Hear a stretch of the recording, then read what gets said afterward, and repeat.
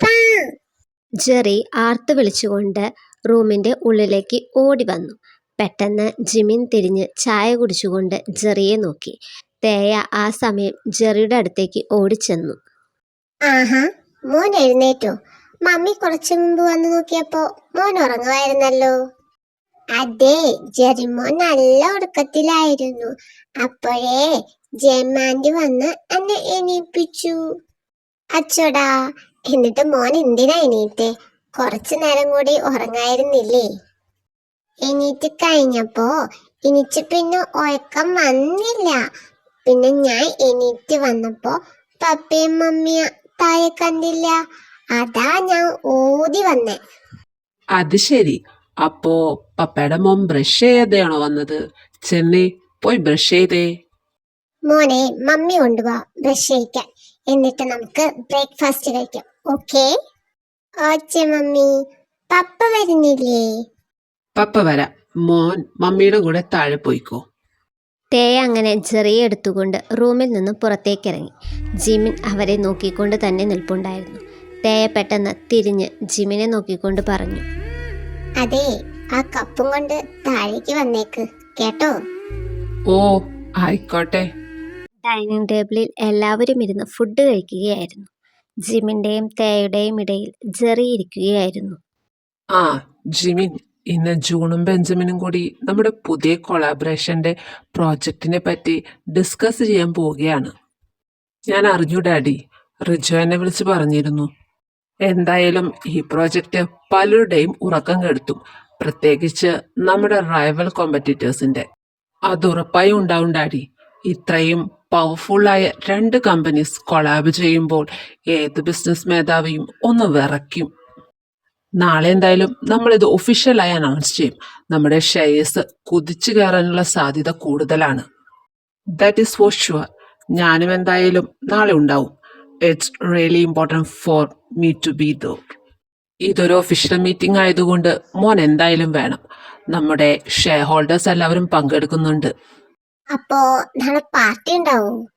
ഏയ്, അതൊന്നും ഇപ്പോഴേ ഇല്ല. ഇവ ഹണിമൂൺ കഴിഞ്ഞ് വരുമ്പോഴേക്കും ഈ പ്രോജക്റ്റിന്റെ ഫൈനൽ പേപ്പർ വർക്ക്സ് എല്ലാം കഴിയും. പിന്നെ ഒരു പ്രോജക്ട് ലോഞ്ച് സെലിബ്രേഷൻ വെക്കുന്നുണ്ട്. അന്നാണ് മെയിൻ പാർട്ടി.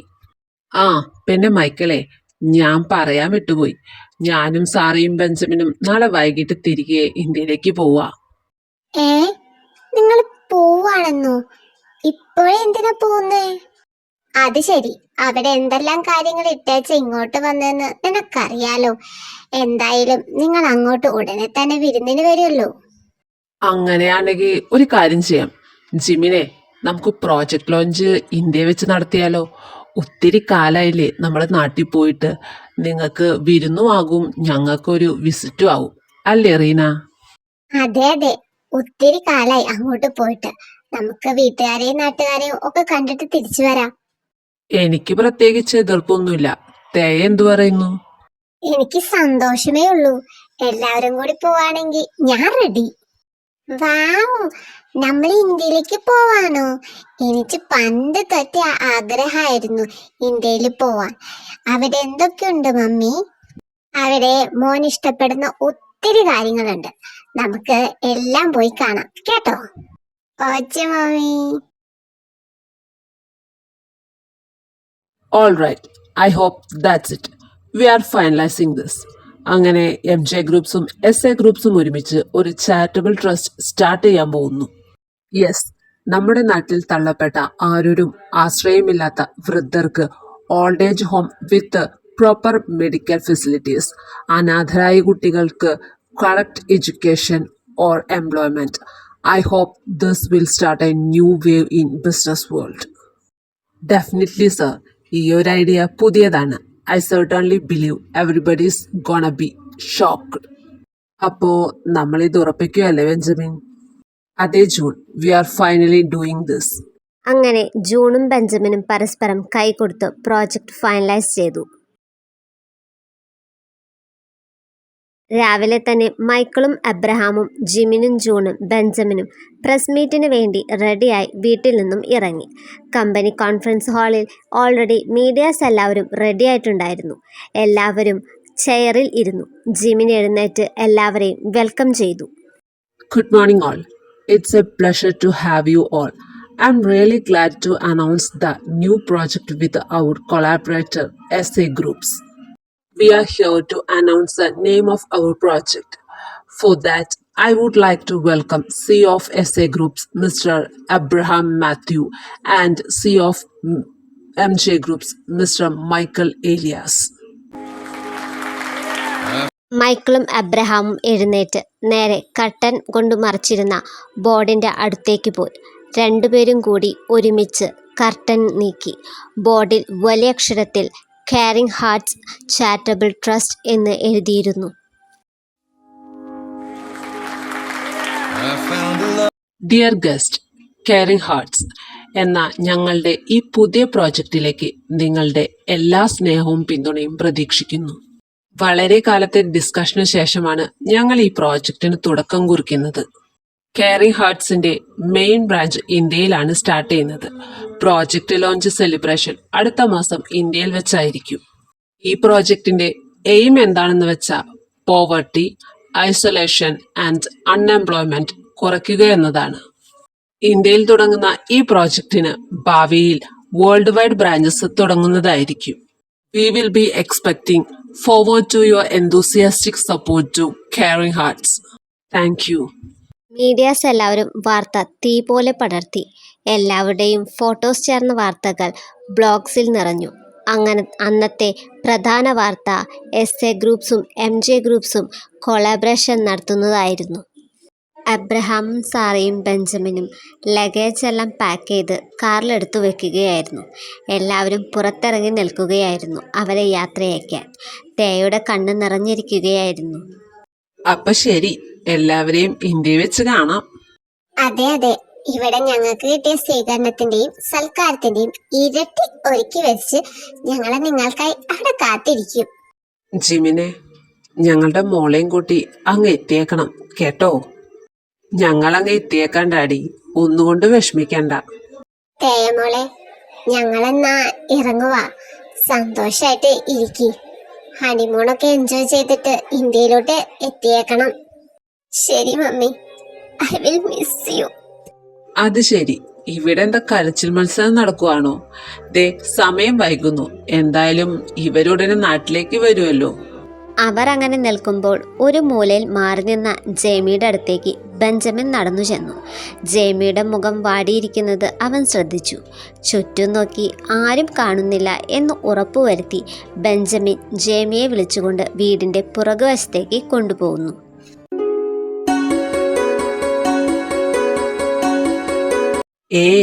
ഡി, എന്താ മുഖം വാടിച്ചു നിൽക്കുന്നത്? നീയും വരില്ലേ ഇന്ത്യയിലേക്ക്? എന്നാലും ഇത്രയും നാൾ എന്ത് രസായിരുന്നു. എല്ലാവരുടെയും സംസാരവും ചിരിയും കൊണ്ട് ഈ വീട് നിറഞ്ഞു നിൽക്കായിരുന്നു. ഇന്ന് നിങ്ങൾ പോകും, നാളെ ജിമ്മിച്ചായും തേച്ചേച്ചിയും പോകും, പിന്നെ ഞാനും പോകും. നീ ഇങ്ങനെ വിഷമിക്കാതെ. എന്തായാലും തേയുടെ കല്യാണം കഴിഞ്ഞ് കുറച്ചുനാൾ കഴിയുമ്പോ എന്റെ കല്യാണത്തിനെ പറ്റിയുള്ള ചർച്ച തുടങ്ങും. ഇനി 4-5 മാസത്തിന്റെ കാര്യല്ലേ ഉള്ളൂ. അത് കഴിഞ്ഞ് നിന്റെ കോഴ്സും കഴിഞ്ഞ് നീ ഇന്ത്യയിലേക്ക് തന്നെയല്ലേ വരുന്നത്. നീ ഒന്ന് സെറ്റിലായി കഴിഞ്ഞ സമാധാനത്തോടെ നമ്മുടെ കാര്യം വീട്ടിൽ അറിയിക്കാം. അതുവരെ നീ ഒന്ന് ക്ഷമിക്കു പൊന്നേ. ഓ, നിന്റെ വിഷമം മാറ്റാൻ ഞാനൊരു സമ്മാനം തരാം.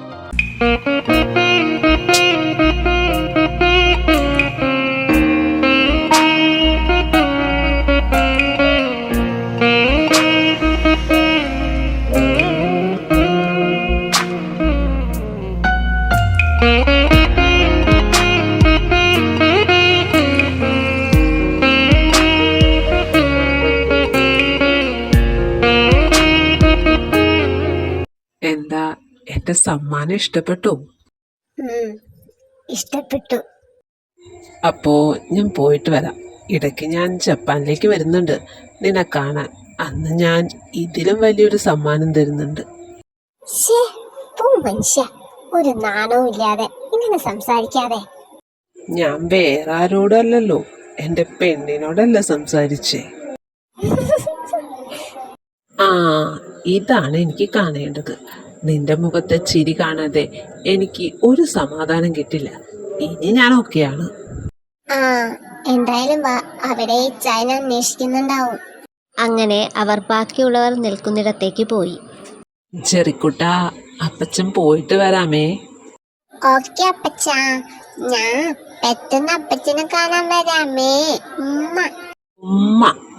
അത് ശരി, അപ്പച്ചന് മാത്രമേ ഉമ്മയുള്ളൂ? ഇല്ല, അമ്മച്ചിക്കും ഉണ്ട് ഉമ്മ. ഉമ്മ. എന്നാ പിന്നെ ഇറങ്ങാല്ലേ, സമയം വൈകുന്നു. അപ്പൊ ശരി, ഇനി യാത്രയില്ല. എല്ലാവരെയും ഇന്ത്യയിൽ വെച്ച് കാണാം. ആടാ, കാണാം. അപ്പോ bye. Bye. Bye daddy. Bye daddy. Mummy, അച്ചായ എത്തിയിട്ട് വിളിക്കണേ. വിളിക്കാം മോളെ. അങ്ങനെ എല്ലാവരും അവരെ യാത്രയാക്കി. കാറ് ഗേറ്റിന് പുറത്തേക്ക് പോകുന്നത് നോക്കി അവർ അങ്ങനെ നിന്നു. തേയ കാർ ഗേറ്റ് കടന്നു പോയതിനു ശേഷം കരഞ്ഞുകൊണ്ട് അകത്തേക്ക് പോയി. ശോ, പാവം കൊച്ച്.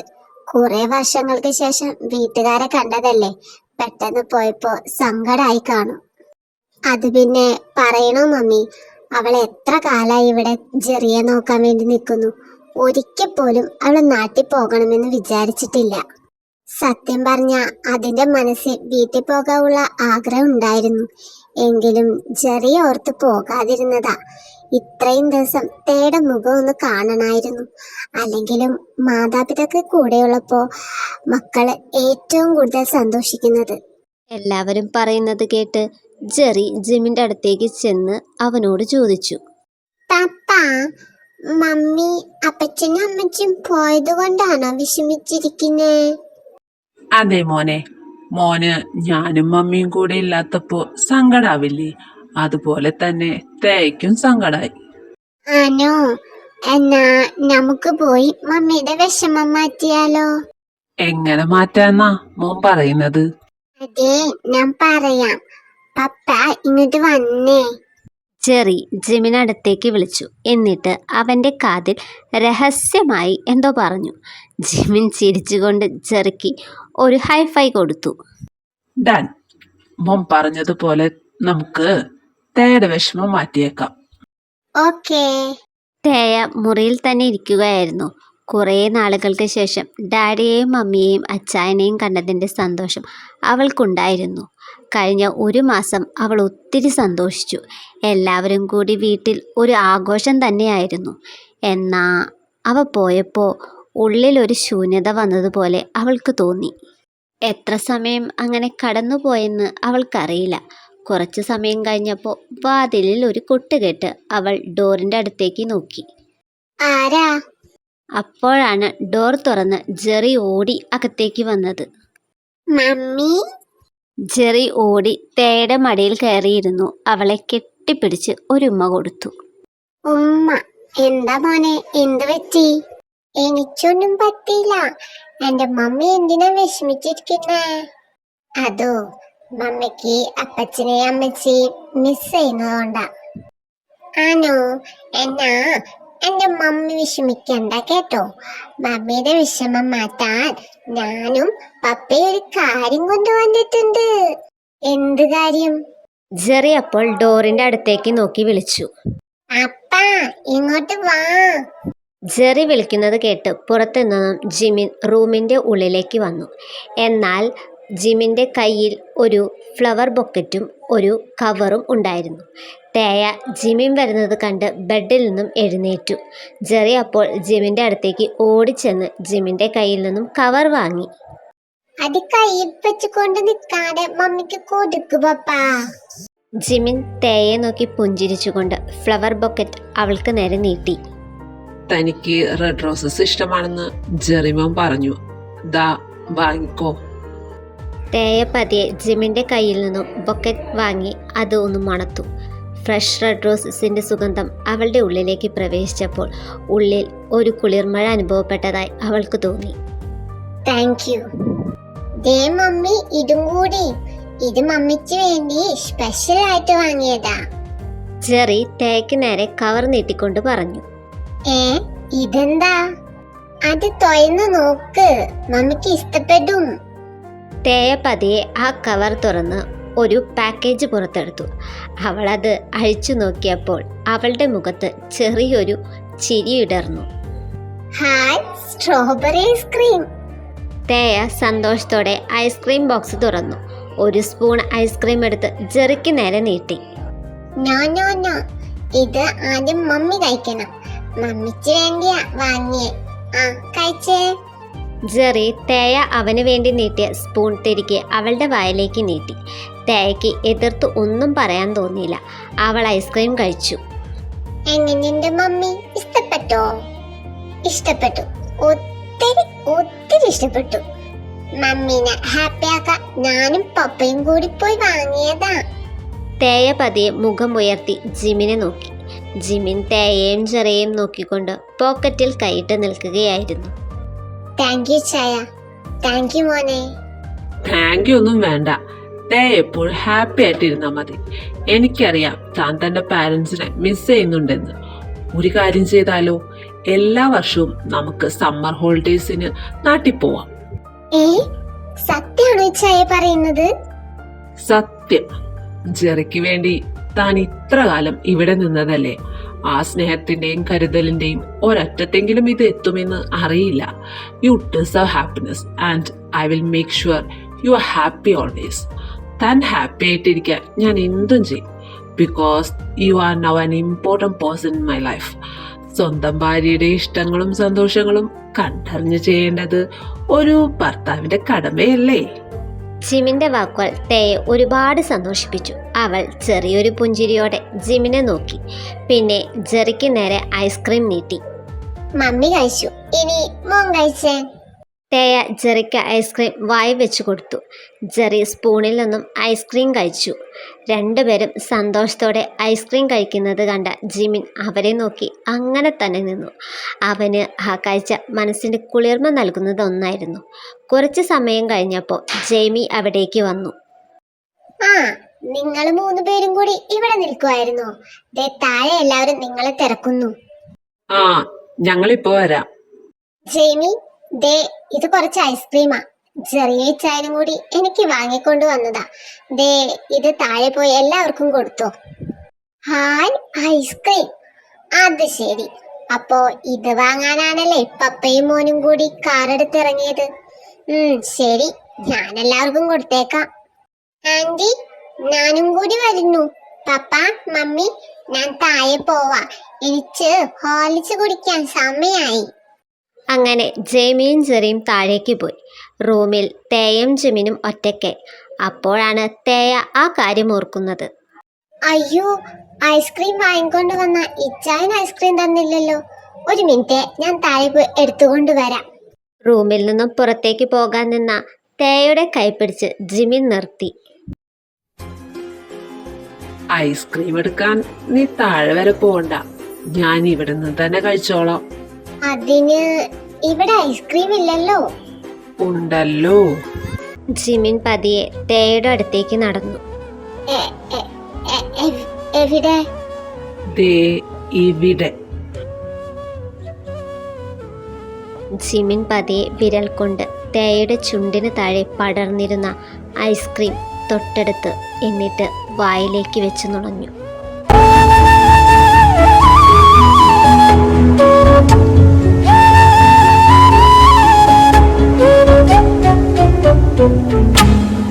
തേയുടെ മുഖം വല്ലാതെ ചുവന്നു. ഐസ്ക്രീമിന് ഇത്രയും മധുരം ഉണ്ടാവുമെന്ന് കരുതിയില്ല. ജിമിന്റെ വാക്കുകൾ കേട്ട് തേയ നാണത്തോടെ മുഖം കുനിച്ചു. അവൾ പതിയെ ജിമിനെ ഒന്ന് തള്ളിയിട്ട് റൂമിൽ നിന്നും പുറത്തേക്ക് ചിരിച്ചുകൊണ്ട് ഓടി.